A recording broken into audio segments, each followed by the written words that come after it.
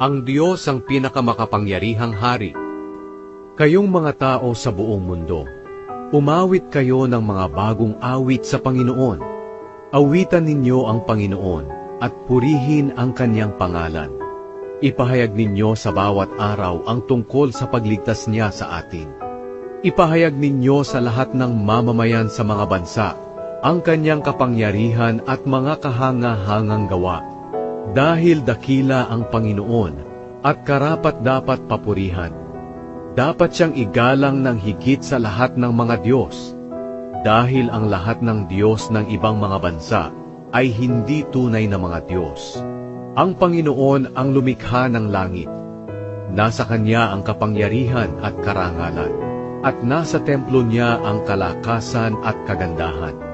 Purihin ninyo ang Panginoon, kayong lahat ng tao sa mundo. Purihin ninyo ang Kanyang kaluwalhatian at kapangyarihan. Ibigay ninyo sa Panginoon ang mga papuring nararapat sa Kanya. Magdala kayo ng mga handog at pumunta sa templo. Sambahin ninyo ang kabanalan ng Panginoon.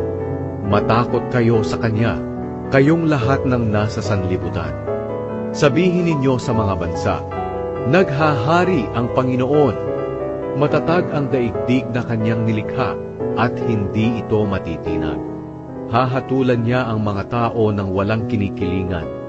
Magalak ang kalangitan at mundo, pati ang mga karagatan, bukirin at ang lahat ng nasa kanila. Lahat ng mga puno sa gubat ay umawit sa tuwa sa presensya ng Panginoon. Dahil tiyak na darating siya upang hatulan ang mga tao sa mundo, batay sa kanyang katuwiran at katotohanan.